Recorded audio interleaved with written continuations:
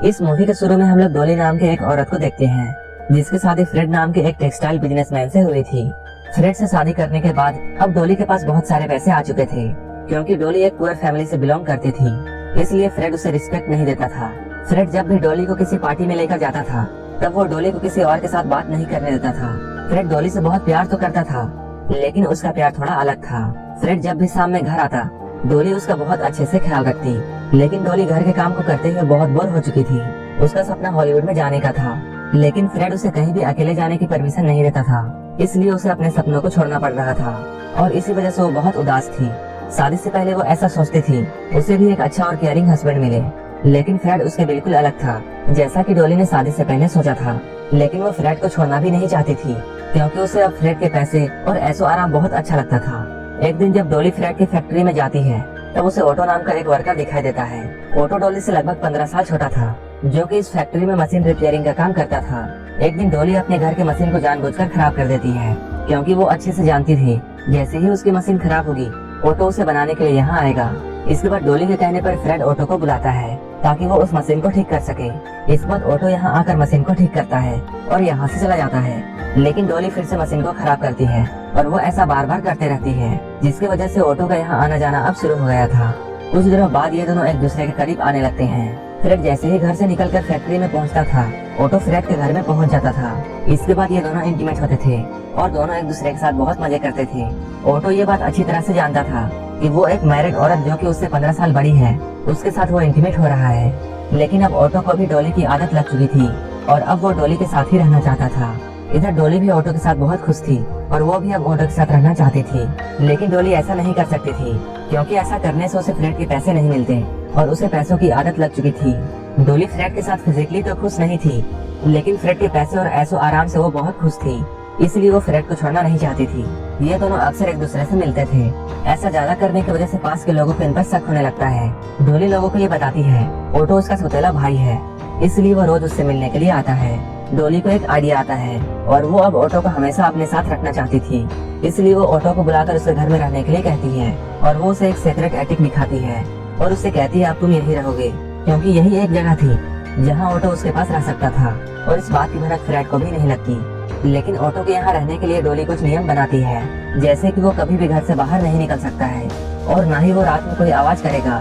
Auto को शुरू में काफी अजीब लगता है, लेकिन वो डॉली के प्यार में पागल हो चुका था, इसलिए वो सारी शर्तों को मान जाता है और ऐसे ही ये दोनों साथ में रहते हैं। ऐसे रहते हुए इन दोनों को 9 साल गुजर जाते हैं। इस लंबे वक्त में ऑटो बहुत बार यहाँ से जाने की सोचता है, लेकिन डॉली उसे समझाती थी और उसे फिर से मना लेती थी। यहाँ रहने से ऑटो को ये बात अच्छी तरह पता चल चुकी थी कि फ्रेड डॉली को किस तरह ट्रीट करता है। ऑटो अपने खाली समय को किताबें लिखकर गुजारता था। डॉली भी ये बात जानती थी ऑटो बहुत लंबे समय से कहीं बाहर नहीं गया है, इसलिए वो फ्रस्ट्रेट हो रहा है, इसलिए वो उसे लेकर एक सीक्रेट बार में जाती है। लेकिन इतने दिनों के बाद ऑटो बाहर आया था। जब वो इतने सारे लोगों के सामने जाता है तब उसे घबराहट होने लगती है। वो अकेला रहकर पागल होने लगा था, लेकिन वो डॉली के प्यार में ऐसा कर रहा था। इधर हम लोग डॉली को देखते हैं जो कि अब फ्रेड के साथ रहना नहीं चाहती थी, लेकिन उसे फ्रेड के पैसे चाहिए थे, इसलिए वो कुछ प्लानिंग करती है। इसके बाद वो इंश्योरेंस करवाती है। इसके बाद वो फ्रेड के गन को ऑटो के पास छुपा देती है ताकि जैसे ही टाइम आए वो उस गन को यूज कर सके। डॉली के प्लान के बारे में ऑटो को पता नहीं था। एक बार फ्रेड जब डॉली को एक पार्टी में अपने साथ लेकर जाता है तब वहाँ डॉली को फ्रेड का लॉयर मिलता है। फ्रेड के डांस ना करने से डॉली उस लॉयर के साथ डांस करने लगती है। डॉली लॉयर के साथ फ्लर्ट करती है। फ्रेड जब ये देखता है तो बहुत गुस्सा होता है। फ्रेड को ये सब बिल्कुल पसंद नहीं था, इसलिए वो घर आकर डॉली पर बहुत गुस्सा होता है। तब डॉली ऑटो को सुनाने के लिए फ्रेड से चिल्लाकर बात करने लगती है और ऐसे दिखाने की कोशिश करती है जैसे फ्रेड उसे मार डालेगा, क्योंकि उसे ये बात अच्छी तरह पता था कि ऑटो उसे बचाने के लिए जरूर आएगा। और ऐसा ही होता है। डॉली की चिल्लाने की आवाज सुनकर ऑटो उस गन को लेकर बाहर आता है। डॉली की प्लानिंग बिल्कुल सही जा रही थी। यहाँ डॉली फ्रेड को ऑटो के हाथों मरवा देती है। गन की आवाज बाहर तक जाती है। इस घटना को रॉबरी दिखाने के लिए ऑटो वहाँ से कुछ कीमती सामान लेकर चला जाता है। वहाँ से जाने से पहले डॉली को ऑटो एक कबर्ड में बंद कर देता है ताकि किसी को डॉली पर शक न हो।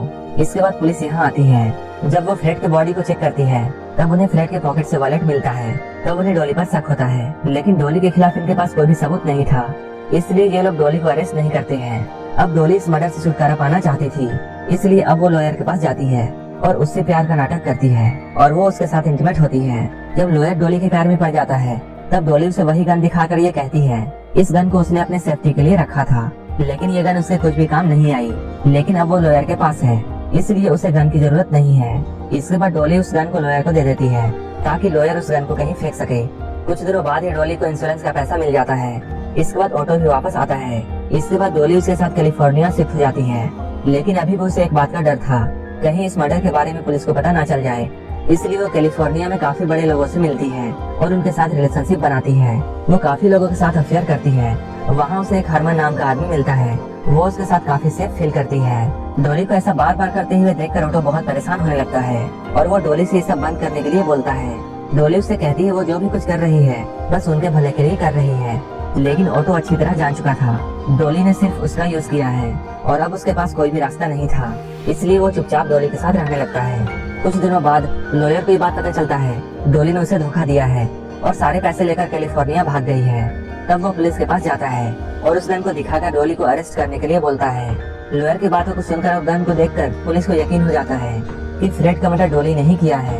इस बार पुलिस कैलिफोर्निया जाती है और वो डॉली को ढूंढकर उसे अरेस्ट करने की कोशिश करती है। लेकिन वही डॉली को बचाने के लिए हरमन आ जाता है। हरमन पुलिस से बोलता है भले ही वो गन डॉली का है लेकिन वहाँ डॉली के फिंगरप्रिंट नहीं है, इसलिए वो एक लीगल एविडेंस नहीं है। ये बात सुनकर पुलिस ऑफिसर वहाँ से चले जाते हैं। इसके बाद हरमन डॉली के घर में आता है और उसके साथ काफी मस्ती करता है और ये दोनों इंटीमेट होते हैं। तभी वहाँ पर ऑटो आ जाता है और वो एक चाकू से हरमन को डराता है और उसे यहाँ से जाने के लिए कहता है। ऑटो को डॉली के साथ ऐसा रहना पसंद नहीं था और वो इस लाइफ से बहुत परेशान हो चुका था। इसके बाद वो पुलिस के पास जाता है और सारा कुछ सच्चाई बता देता है। इसके बाद पुलिस उन दोनों को अरेस्ट कर देती है।